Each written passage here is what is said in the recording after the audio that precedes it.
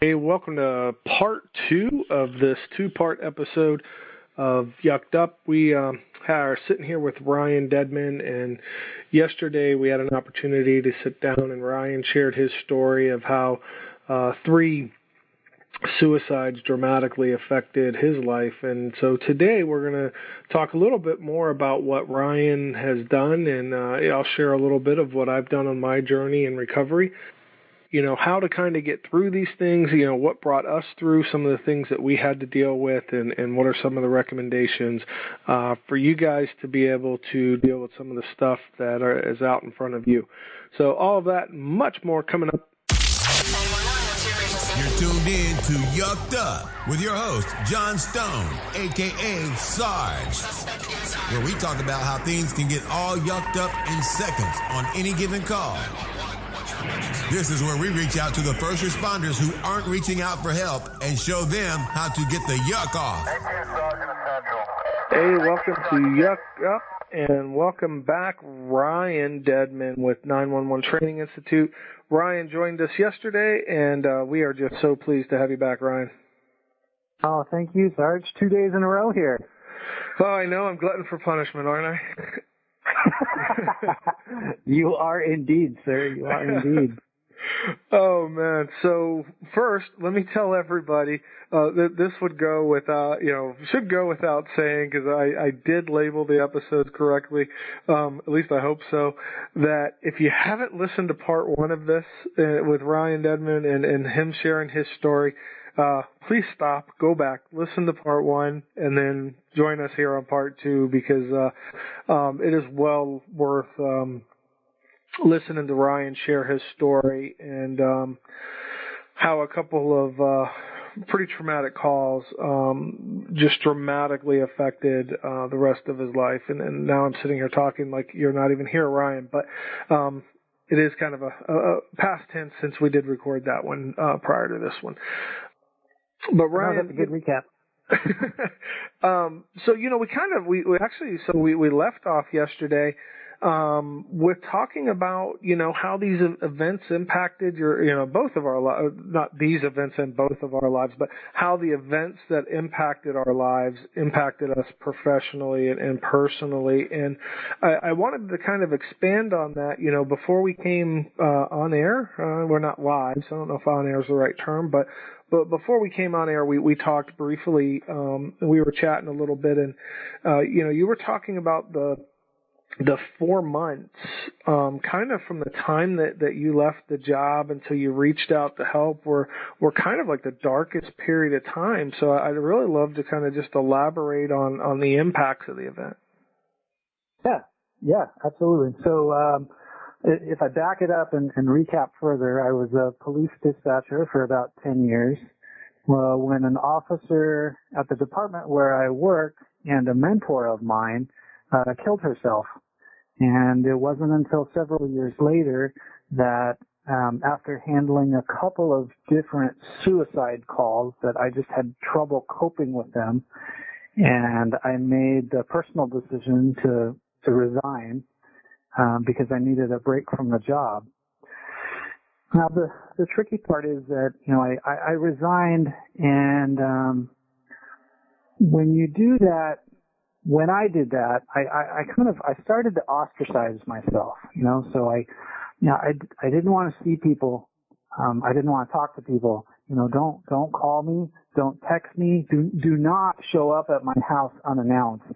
Don't email me. Exactly. I don't want to go out and hang out. I don't want to catch a game. I don't want to grab a beer. I want to be left alone is the best way I could describe it. But the funny thing was that, some of those previous symptoms that we were talking about yesterday, in yesterday's episode, they started to get worse. And so I would still have these obsessive compulsive thoughts where I constantly just replay conversations in my head. And I was still having trouble eating and sleeping. I couldn't sleep. And, the best way, this was my reasoning, that the only way I could think to kind of quiet the voices and to make myself feel numb was to drink. And so alcohol became my medicine. Whiskey was my drug of choice, and I would drink myself silly. So I would drink until I nearly passed out, and then I would get up and I would go out and I would run 10 miles. So I was a competitive long distance runner for several years, so that's not out of the ordinary for me. So I would run 10 miles and I would come home just basically from the effects of drinking and then the exercise. I was just exhausted and I would pass out. And I would wake up several hours later and I would do it again. And that was the only way I could figure out to make my body physically keep up at the same pace that my mind was racing. I thought if I drank alcohol, it would kind of quiet the voices I was hearing that was causing so much of a disturbance. This is a great point here for family members to understand, as well as the first responders themselves, right? I mean, if we connect the dots here, right, you're drinking to quiet the voices, and you're drinking to, obviously self-medicate, but to avoid reliving or replaying these events in your mind. And I don't think that folks who've never had this happen to them understand how real these events are and how frightening they do not.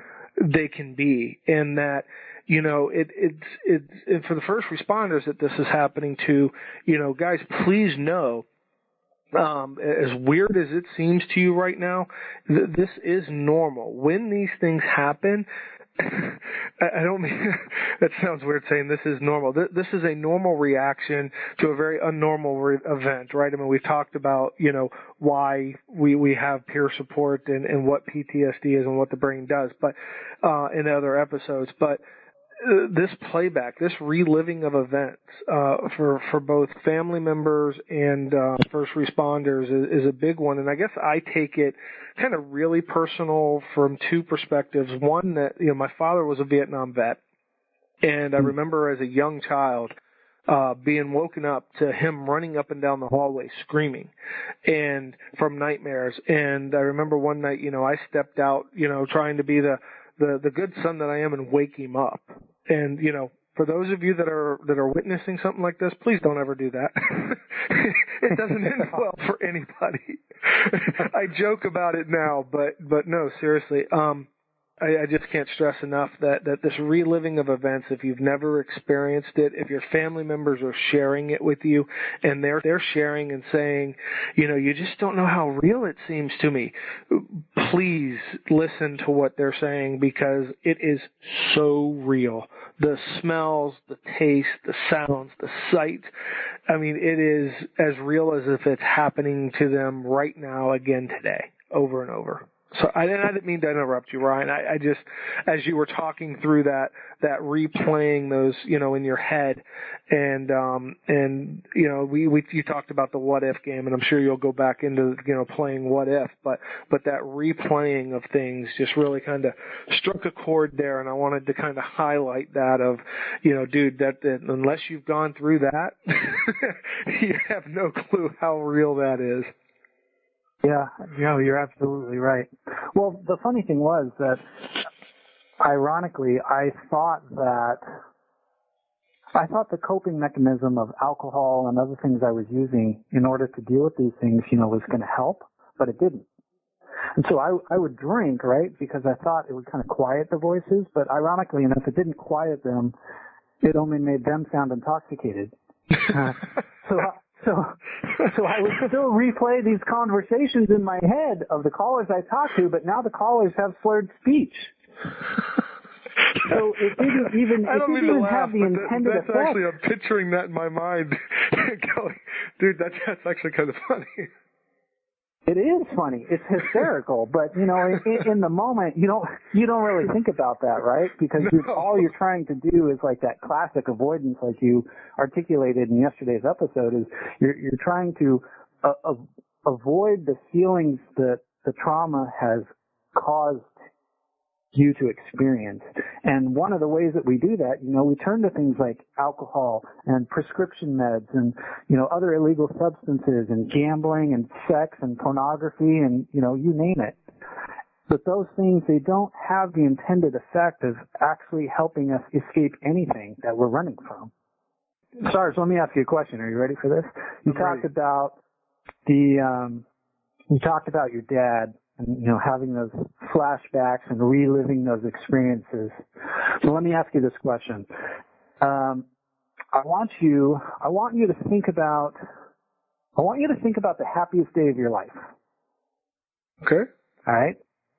College graduation, academy graduation, starting a new job, your career, wedding day, the day your children were born. I don't know. What do you got? What's the happiest day of your life? So I'm going to say one of them. Not. I don't necessarily want to know if I classify it as the, but how about one of the proudest days of my life was being at my son's Marine Corps boot camp graduation. Okay. Now, when you think about that right now, are you as happy and as proud right now as you were on that day standing there at the graduation ceremony? I'd like to think I am, but no, I probably am not. Yeah, Of course you're not. Am I? Yes. Do I feel it? Right? Do I feel it in every fiber of my body like I felt it then? No. Exactly. And so the reason for that is because now when you're thinking about it, it's a memory. You're not reliving that experience because your brain has processed it as a memory. So now when we talk about trauma, okay, well, let's not talk about the happiest day of your life. Let's talk about the worst day of your life. We both know that's another episode. Yeah, we both know how that story goes, right? And so when you think about the worst day of your life, here, I can feel it already. Yeah. So when we talk about the worst days of our lives, those feelings and those thoughts that we had on that day are the same today as they were then. Exactly. And that's that flashback reoccurring feelings that cause problems for us. No, it does. And, it's funny because, we talk about when we go through our journey of treatment and recovery from it, we talk about triggers and what triggers us. We were doing construction, a large amount of construction here in South Florida on a major highway, 75. And for a while, during the summer, when they were doing all of the, just kind of digging up the sand and laying down the concrete, there'd be this fine, when the wind would blow, you'd get this fine, sandy powder stuff that would come up in the air. It has a very distinct concrete sand mixture smell.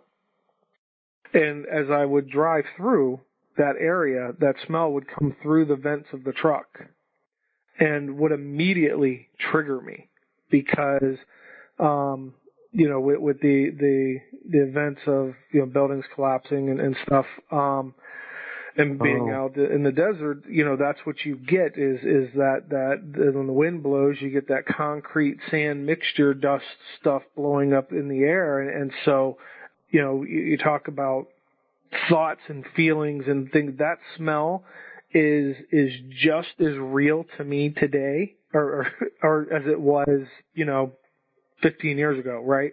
As soon as I smell it, everything is just as real right now today as it was then. So yeah. Yeah, that's, things like that and those are the things that you can't always avoid in life, right? Is those unpredictable triggers that will immediately reawaken the Kraken. Well, you shared that in your story, though, also, right? Whether you realized that, well, you did realize in your written story, which I want to make sure, because we didn't last episode, I want to make sure we let our listeners know where to go and see and read the story.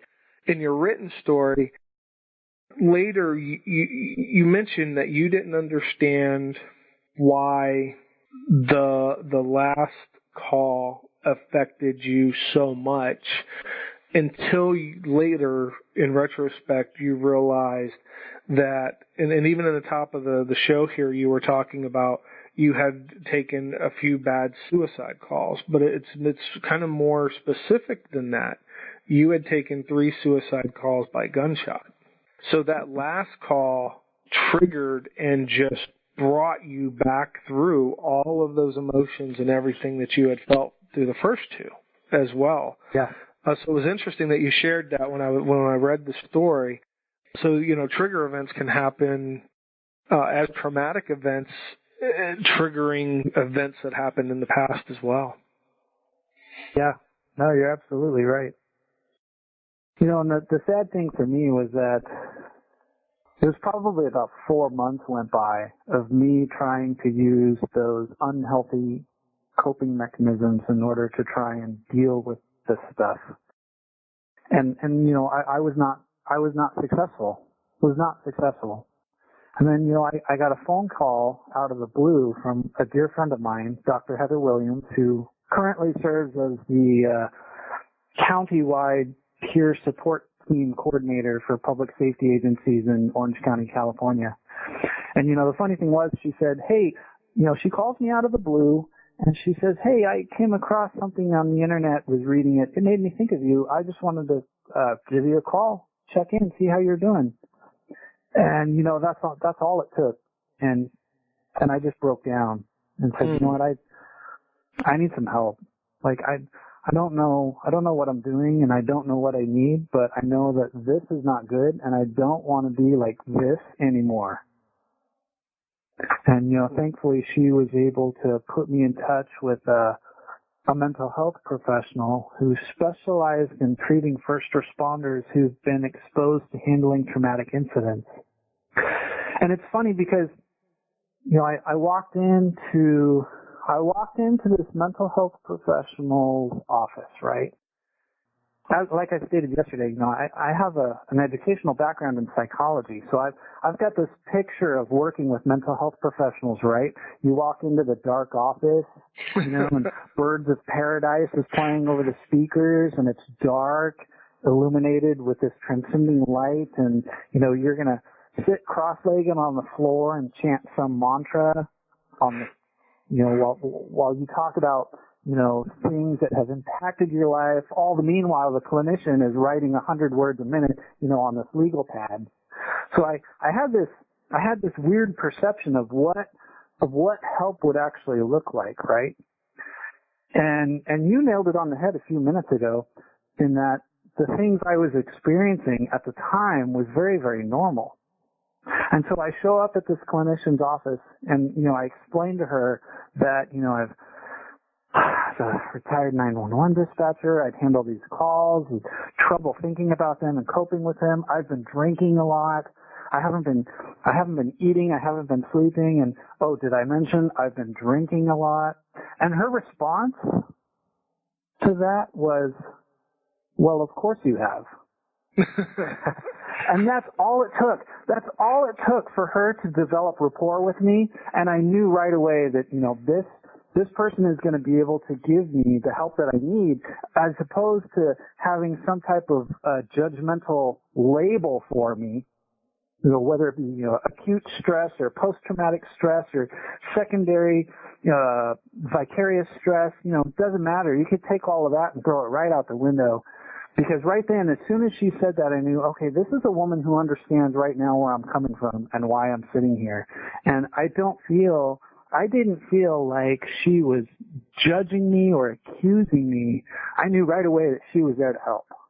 And when we talk about first responders, reaching this point in their career and knowing when to seek out professional assistance, that's all it takes. That's all it takes, is to blow that stigma right out of the water and say, you know what, there is no stigma. Because if we look around the room full of first responders and we ask them, how many of you have either handled a call over the phone or responded to a call in person that has troubled you and you've had trouble coping with, I guarantee you 100% of the people in the room are going to raise their hand. Absolutely they are. And so we know that, we're not alone in these battles. We're not.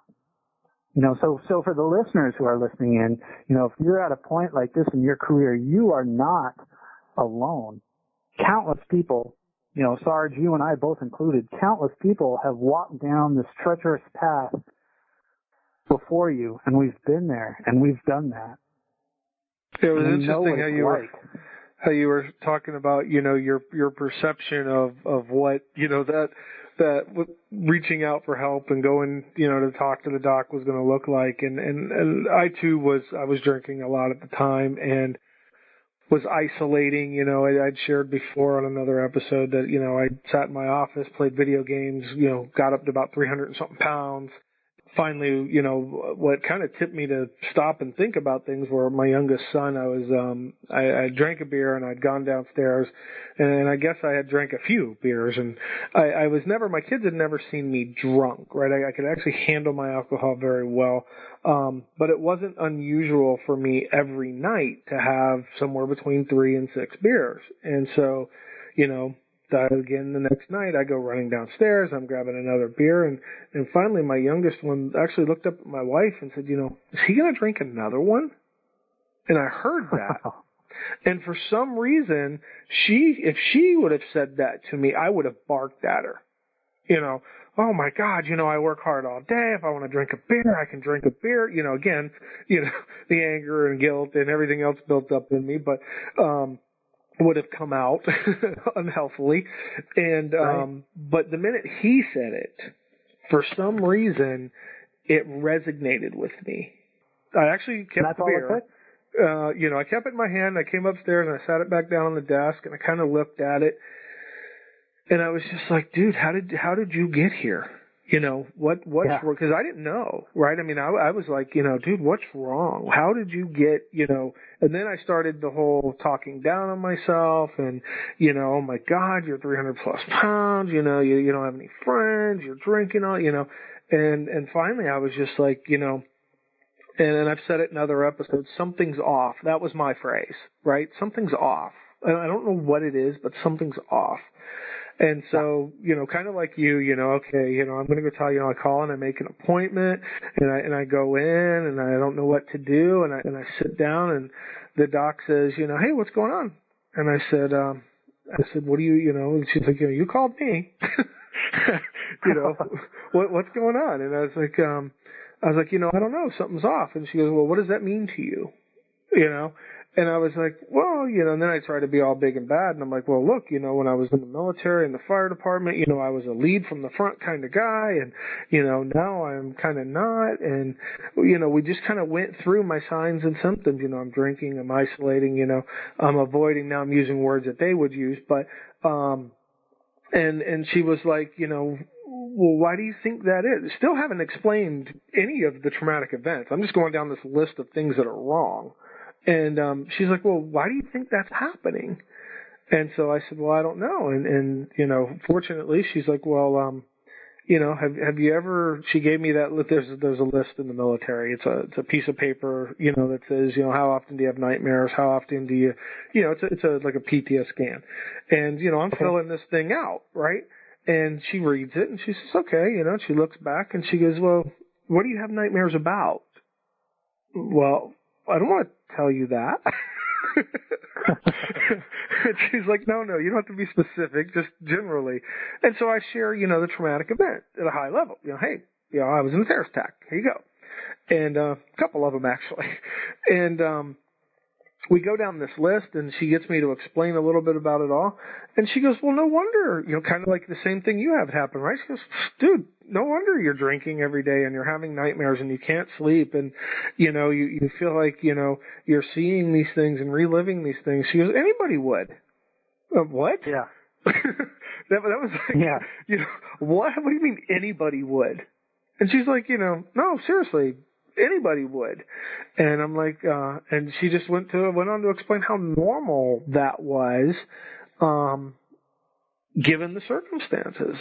And just totally disarmed me, right? Because I was like, as much as I was going in for help, I was still skeptical and, but no, totally disarmed me and made me realize, hey, this is actually a group of folks that I can sit down and talk to. Because again, they weren't judging me. They, they were just like, yeah, dude, it's normal. Yeah. They told me, they said, hey, my therapist, she says, hey, you're an athlete, you're a runner. If you were out running the trail somewhere and you sprained your ankle really bad and couldn't walk, who are you going to call? I said, well, probably the doctor. She says, yeah, of course, right? You wouldn't try to wake up the next day and go out and run like you normally would you? And I said, well, probably not. She says, well, if you did, what would happen? I said, well, I wouldn't get very far, obviously. and she says, exactly. So think of that physical injury, relate that now to basically your mental and emotional health of experiencing an injury mentally. So you've been exposed to this trauma. Like, why wouldn't you seek some type of professional help to patch up your injury? I thought, right? So the light bulb clicked in my head too. It's so interesting though that it's funny how they walk us down that path, isn't it? Yeah, exactly. We're almost like suckers for it, aren't we? But we don't think about it from that angle, from that perspective in the moment. Because, you know, as first responders, you as a firefighter, even me as a former dispatcher, like, we kind of have that suck it up mentality, right? I mean, this was the job that we were hired to do, and, you know, I'm a dispatcher. Like, I got to answer the next 911 call. You're a firefighter. You have to respond to that next call for service. It's your job to go racing into the burning building. You know, you can't get to the doorstep and see that the house is on fire and decide, you know what, I'm going to sit this one out. Yeah, exactly. And so we kind of have that mentality that we as first responders don't need help because we don't ask for help. Like, we are the helpers, right? Right. I don't know if you've experienced this yet, but, you know, you go back once, you know, I don't know, 3, 6, 9 months, whatever you feel you need for kind of like a little booster session, right? Hi, how you doing? You know, and so I go back to this booster session, and I'm talking to my therapist, and he's like, "Yeah, how you doing?" And so you're a runner, I'm a cyclist, and for the past year or so, I've been like this diehard cyclist, riding 4 days a week. You know, I had finally completed a 100-mile ride, doing all this real cool stuff, and so I'm explaining. You wear the spandex? Do you wear the spandex? Yes, I wear the spandex. Do you wear the? I do wear the spandex. Yes. Now imagine when I first started riding at 300 pounds. That was frightening. Now at least I have a little tone in my legs, and I go, oh, see, these spandex don't look so bad anymore. All right. But I had explained to him that I'd been traveling a good deal, and this, that, and the other, and I hadn't been riding. And I mean not riding for like 4 months. And so I was like, you know, I'm beginning to feel like maybe something's off again. And so we talked for a little while. And he goes, hey, he goes, when you're cycling, he goes, do you have a way to kind of track anything, you know? He says, I'm thinking about, and I had known he was planning on getting back into cycling. And he says, you know, is there some cool thing for our smartphones? And I was like, oh yeah, Strava. Right? So I don't know if you use Strava or Map My Run or any of that when you run, but I use Strava. And so, and I was like, oh yeah, Strava. And he's like, oh cool. And he says, you know, can I track my heart rate and distance and, you know, every day? I'm, oh yeah, you can track, you know, for your week, your month, all of this stuff. And he's like, you know, he's like, cool. He says, you know, can I print those off or anything? And I'm like, yeah, of course you can. And he's like, good. 3 months when you come see me, I want to see all your Strava rides. It's like, oh no. So we were talking about how to kind of walk you down a path, and we're suckers for it. Yeah. He just walked me right into it. Right into the lion's den. But no, what it did though was, you know, we do kind of require those boosters, right? And I mean, you may talk to somebody today. You may have talked to somebody in the past 6 months or a year ago and done some minor level or even some deep level of peer support, diffusion, debriefing, whatever name you want to put to it for whatever that event was. But that doesn't mean that you may not still need to reach out for help again today. That another event or even the same event might not require you to kind of go back and reach out for help again. Yeah, absolutely. I don't know what kind of stuff exactly you do in your peer support training, but what I tell people is, hey, what do you do to your car every 3,000 miles? Oh, change the oil, of course. I say, okay, well, what happens if you don't?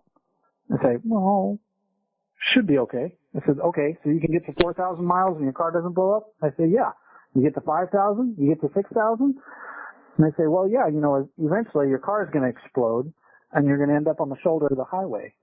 You say, okay, great. Well, when that happens, who do you call? You say, well, someone like AAA, Emergency Roadside Assistance. They send out the guy who's got the stuff, who puts it in the thing, who makes your car continue to operate normally. I said, exactly. So what would have happened had you changed oil at 3,000 miles like you should have done? I said, well, we wouldn't have ended up on the highway. I said, exactly. So how come we don't have that same attitude in regards to our mental health?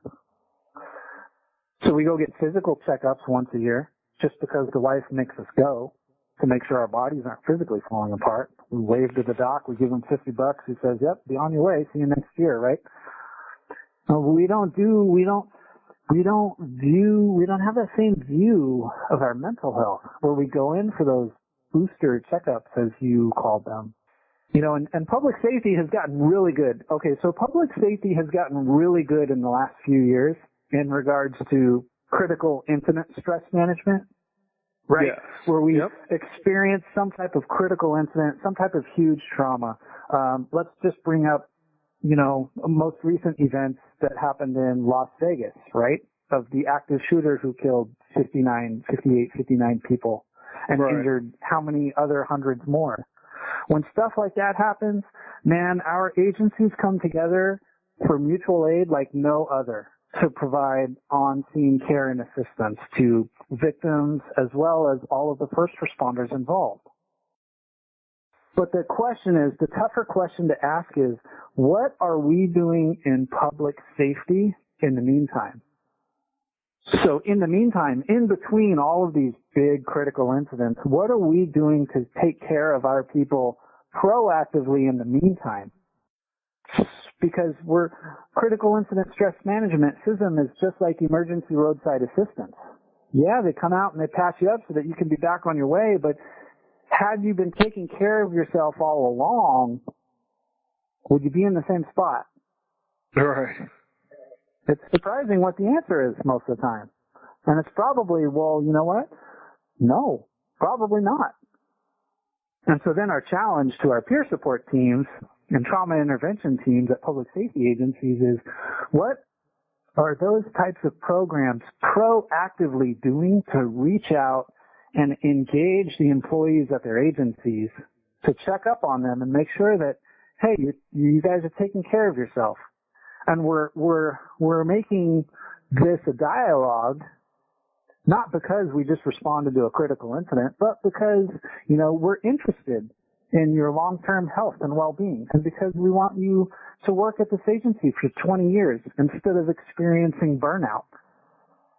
Well, yeah, the agencies will give us all of this protective gear for our bodies, right? I mean, I use the analogy in training about, if you get a cut on your finger and you don't do anything to it, right, you just leave it alone, chances are it's going to get infected, or I'll ask, what happens? It'll get infected and get a lot worse. Oh, you're right. But if you apply some sort of first aid to it, then and you clean that infection out, it's going to heal up and everything's going to be fine, right? And that's kind of, what we do with peer support. And then to your point with the agencies, they give us all this cool PPE and, all this cool protective gear, for inside the fire, gloves for medics, masks, all kinds of stuff. But where's the glove for our brain, right? Where's the training and the protective, gear that we need mentally ahead of the calls, right? Yeah, that's a good one. It's a tough world out there. Well, especially in public safety. Well, it is. But I think we're getting. Would you say we're getting better? I think we're getting better as the years go by. But is it still enough? I think you and I would both agree that no, it's not.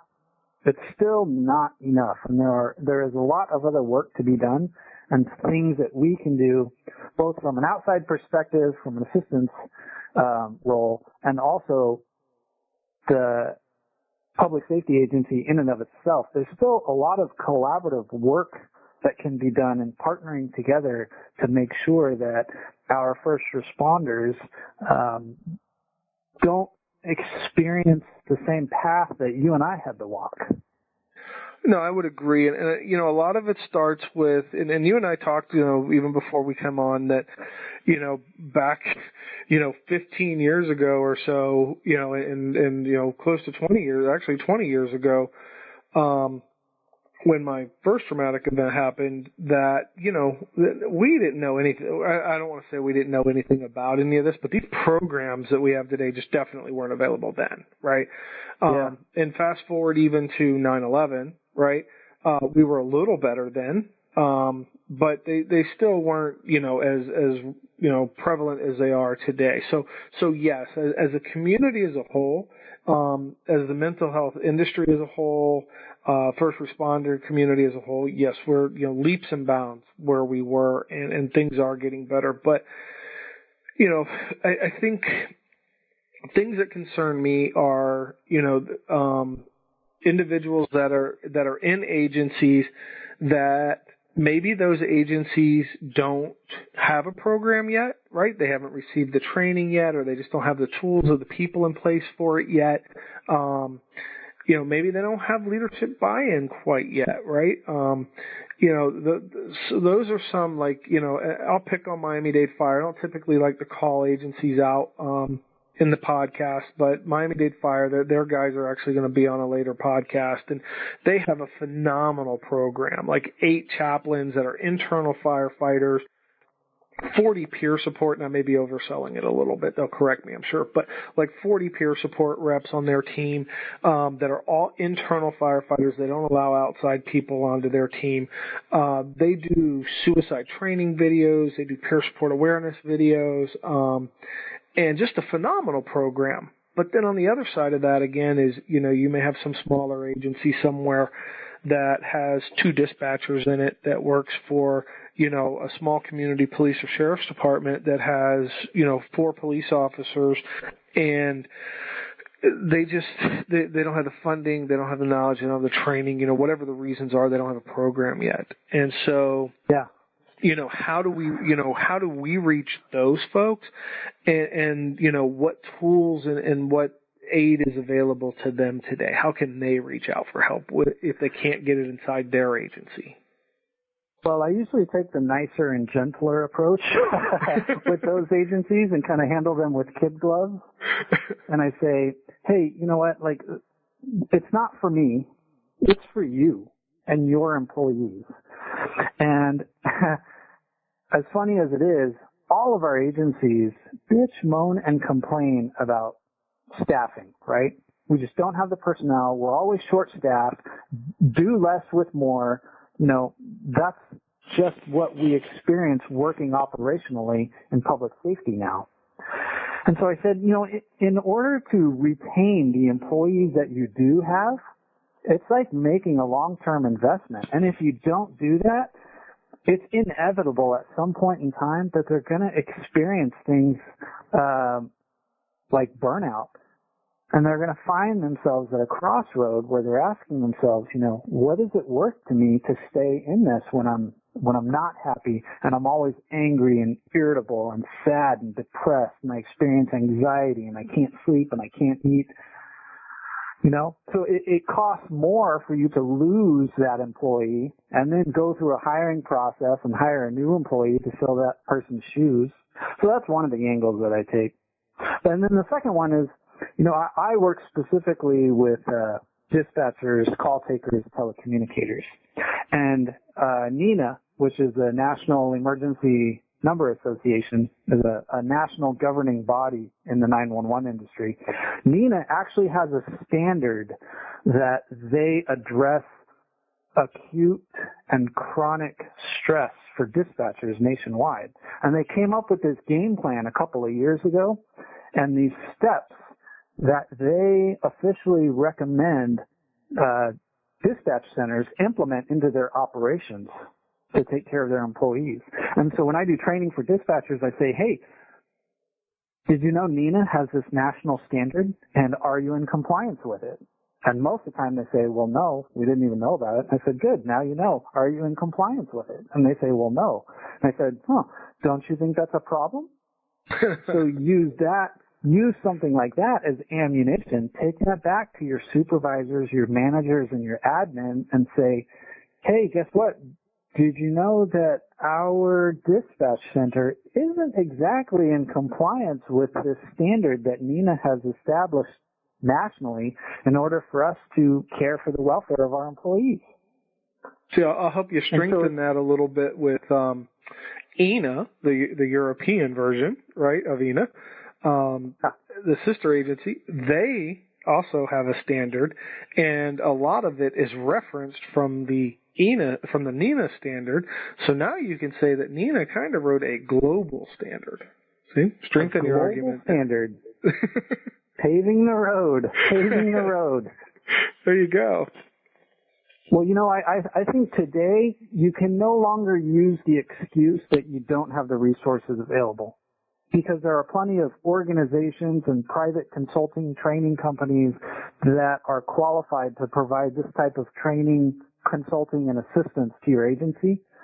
So you can no longer say that, well, we can't find the resources, when you could basically Google anything and come up with a laundry list of places that could help your agency meet the standard. So I would agree with that at the agency level, but what about at the individual responder, telecommunicator level? What do those individuals do though when their agency just doesn't have a program yet, right?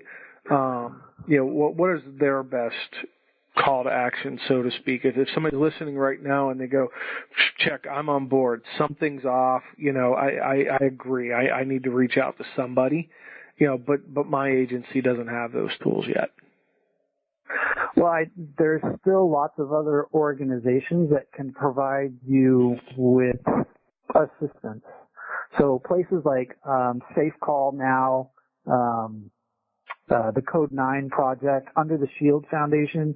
These are national toll-free crisis numbers that you can call as a first responder to talk to someone to get a wealth of knowledge and assistance and try to figure out, one, how it can help you personally, and then two, how might I also take that back to my agency as well. And so for those agencies that don't have those types of programs, there are organizations out there that provide basically the same thing. It just wouldn't be in person and on site. And I'm sure at that point, though, they could help you find some sort of a local resource, maybe in an adjacent county, which may be a good resource to look at, right? And all three of these counties do have programs, so I'm not saying either doesn't. It's just an example. But if I live in Broward, as an example, and maybe somebody doesn't have a program here in Broward, I can reach out to somebody over in Palm Beach County, or that really great program down in Miami-Dade, right? I'm sure if I'm a firefighter from Broward and I'm having an issue and there's not a program here, an agency like Miami-Dade, one of their peer support guys would be happy to sit down and have a conversation. Yeah, absolutely. A lot of the larger agencies probably have the luxuries that you talked about, like having the funding to implement some of these programs. So I wouldn't hesitate to make that phone call.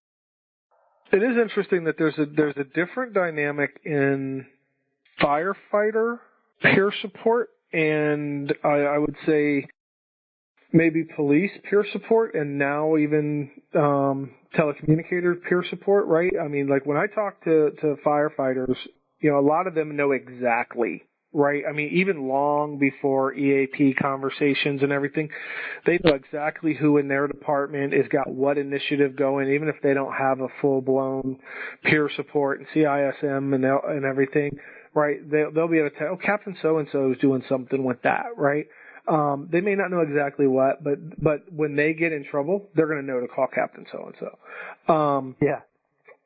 But I've talked to a few local law enforcement agencies, and I'll ask them, just, like an officer sitting at a Starbucks or something, I'll walk up, strike up a conversation, and go, hey, if you guys run into a bad call, you just really need to talk to somebody. Who do you, because you ride around in your cruiser after that call all by yourself for another 7 hours.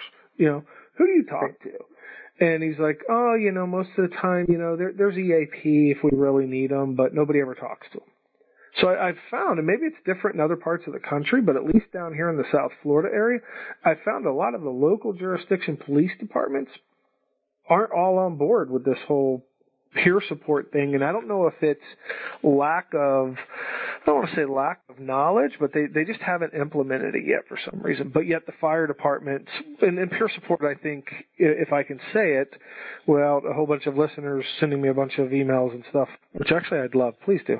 But if I can say it, I think peer support actually started in the fire service, right? And really kind of sitting around the table. But, yeah, I've just noticed a totally different dynamic between the various first responder agencies and what levels of programs are offered to the different types of departments. Well, you bring up a great point too, because I don't think that peer support can be a cookie cutter outline. Right.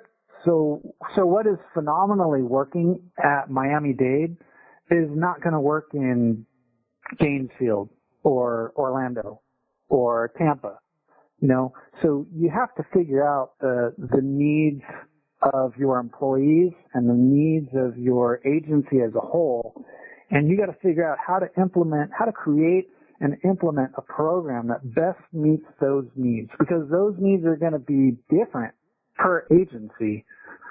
So it's not like you can just we can make this cookie cutter thing of peer support and just blanket all of the United States, North America, and say, hey, everybody just needs to implement this, because I don't think it works like that.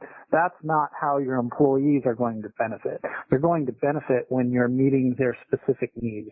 And those needs are going to be different across police and fire, and they're going to be different across jurisdictions. All right. Yeah, and then you even get into the whole political landscape of, department structures and everything else, too, where though peer support at its level, once you get to the point of sitting down having a conversation, that part of it's going to be the same, right? But how people think and feel about, well, wait a minute, there's really nobody but it's me, then my supervisor, then the sheriff. So if I say something to my supervisor, well, the sheriff's sure to find out, right? We're a small knit little community, right? So, like you say, a program that's very successful in one jurisdiction may make people feel that may be detrimental in another, only because people would feel like it's too well known, and as soon as they engage it, everybody's going to know. Yeah, great point. Great point. And we talked, we talked in the last episode about, you can have PTSD. And so we talked about it almost in a negative, that you can have PTSD and be very successful, and people don't realize you have PTSD. Right? You're avoiding, you're doing all these negative things. You're a workaholic, you're doing all these things, and we talked about it in the negative. But at the same time, it's important for everybody to understand that, you can have PTSD and still do your job. You can need to reach out to peer support for a single conversation for kind of that washing out the wound, so to speak, right? And not suddenly have PTSD. Just because a call's bothering you and you feel like you need to talk to somebody doesn't mean suddenly you have PTSD. Right? Yeah, right. And I'm glad you clarified that. Don't label yourself and put but then at the same time, don't think that just because maybe you need to go talk to somebody 4 or 5 times once a week, that doesn't mean you can't do your job. It doesn't mean you're coming off the rig. It doesn't mean that you're not going to be able to sit at that console anymore. You're still going to be able to do your job. Just because you cut your finger, right, doesn't mean, you can't use your hand anymore. It just means you got to do a little something to get it healed up before you can be, or twist your ankle. Doesn't mean you're never going to run again, right? Right. Yeah, so I think that's a huge problem right now when we talk about, what are the issues in peer support, in our agencies. One of the big issues is just folks understanding that, it's not a bad thing. You're still going to have a very successful career. I mean, in episode 1, you and I talked about, we walked away from our jobs. We felt like at that time in our lives, that was all we could do.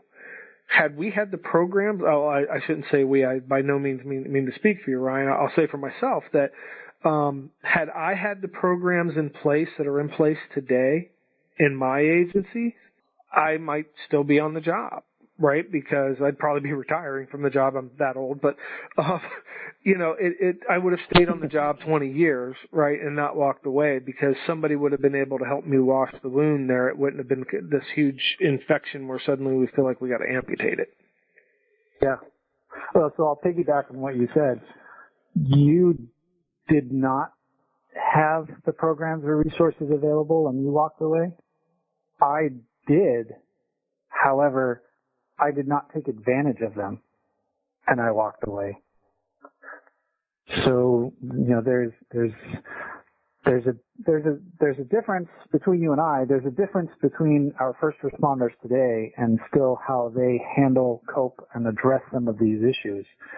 And a large part of it still is because of the stigma, and they're afraid of words and acronyms like acute stress disorder and post-traumatic stress disorder. But, I'm glad you said you wanted to put a positive spin on it because I want to let you know that, post-traumatic stress is curable. It's the only mental illness that is curable. You can't cure schizophrenia. We can't cure bipolar.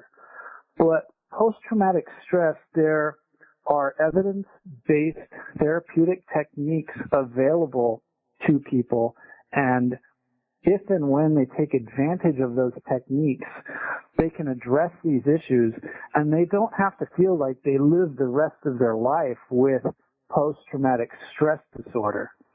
So we're gonna take the last letter of that acronym, and we're actually gonna drop it, and we're gonna change it from PTSD disorder to PTSG growth. So it's learning to take that traumatic experience that you experienced and that I experienced in my life and learning how to use that to have a positive transformation of personal growth instead of letting it be a disorder that disables us. Right. And there are treatments available that can help people. So we don't want people to think that, once they've made the call to the doc and now they're going in for therapy and they've been diagnosed with whatever, labeled with whatever, you can take that and throw it right out the window because there is positive transformation available to people who seek out the professional help when needed. Oh, and it makes them stronger for their brothers and sisters out in the field too, right? I mean, because once you kind of walk that path, right, then now you're able to look at someone just like I hope and know that, the people that are listening to this understand that you and I have walked that path, right? And so we resonate with them. They understand that, hey, these guys, that they aren't just talking to be talking heads, they get it. And so now to have somebody else out in the field sitting on the truck next to you, I saw a post. I can't remember where it was, but somebody posted something. Maybe you retweeted it. Somebody posted something on either Twitter or Facebook that showed an image of, it was a cartoon of two firefighters sitting in the back of the rig together, and one of them was actually wearing a sign that says, I want to commit suicide. And that just kind of super resonated with me when I read that of, dude, imagine how powerful it is to have somebody sitting beside you in the rig that has walked that path and that can have that honest conversation with you. If all you do is show them a sign. Doesn't have to be, I want to commit suicide, but by all means, if that's the case, please reach out and say that. But, if you just reach out and say, can we grab a cup of coffee? Can we grab a beer? Let's have a real conversation. And the guy beside you's walked that path, or the lady beside you's walked that path. That is so powerful. So I would encourage folks that, not only can you reach out for help today for yourself, but in, a week, 6 months, a year, 2 years, whatever that amount of time is for you to come through this journey, you're then going to be there and available for other people to reach out to. And that is huge. You're a first responder to first responders at that point. That's amazing. Yeah. A beacon of hope. Yes, sir. And that's what I love about your story and about, what all the things that you're doing today. And that's what makes you so powerful is, you've walked that path. You've, come through and walked back out into the light. And now you're actually, giving back. And I think that is just super powerful. Oh, thank you, sir. I appreciate it. But you know what? I and, many others, we didn't do it alone. I certainly didn't alone. And there are plenty of people I have that I will, forever be indebted to for coming to my rescue when I needed it. Absolutely. No, that is good stuff. Well, Ryan, we started it yesterday. You promised us because you kind of broke the rules, right? I mean, so for those that well, you should not be listening. I think we already covered it at the top of the hour. This should not be your first episode, so you should know what's happening here. Normally, I tell people, if you haven't joined us before, this is what we're going to do. But I warned you at the beginning, you got to go listen to part 1. So by now, you know what we're about to do here. Ryan broke the rules because you're supposed to give us one word and why it's important. But Ryan decided because we were doing 2 episodes back to back, he was going to give us 2 words. So, Ryan, if you want to recap yesterday's word and then today's word, and then why that's important to us and our listeners. Okay, so for yesterday's episode, I gave both words. One word was for yesterday's episode, and the second one will be for today's episode. But the 2 words I used were redwood tree. And so I said, to recap briefly, the redwood tree is the tallest tree on planet Earth. Grows to a height of just about 400 feet tall. That is ginormous. Yes, sir. And you would just think, logically, that a tree that tall, that ginormous, would just need its roots so deep into the ground in order to hold it strong and steady. However, I'm about to blow your mind because just as contrary with the redwood. You see, its roots only grow 6 feet deep into the ground. So a tree that grows 400 feet tall, its roots only grow 6 feet deep. But you see, its roots, instead of growing downward vertically, they grow out laterally. They intertwine and they fuse with the tree next to it, and the tree next to it, the tree next to it, and the tree next to it. So that now instead of having a root system that only supports one individual tree, like the mighty oak tree, now you have this complex spiderweb root system that supports an entire forest. And that, Sarge, is what our first responders need to be for each other. That is absolutely awesome. I'm never speechless, but I'm like almost speechless. That is absolutely awesome. Yep, I know you're kind of scared where I was going with this whole tree thing, right? I could tell, but don't worry, I brought it home for you. I was like, okay, this is cool, and you're like, no, we're gonna bring it back tomorrow. It's gonna sound real good, and you were priming us for it yesterday, and so I was sitting there thinking, I was like, all right. And even during this episode, I've been thinking, we're gonna get this question, I get to find out this answer to this thing, but no, that is really cool. And you know what? And isn't that what peer support is? It's intertwining and fusing with the brother and the sister next to you, and the brother and the sister next to you, and the brother and the sister next to you.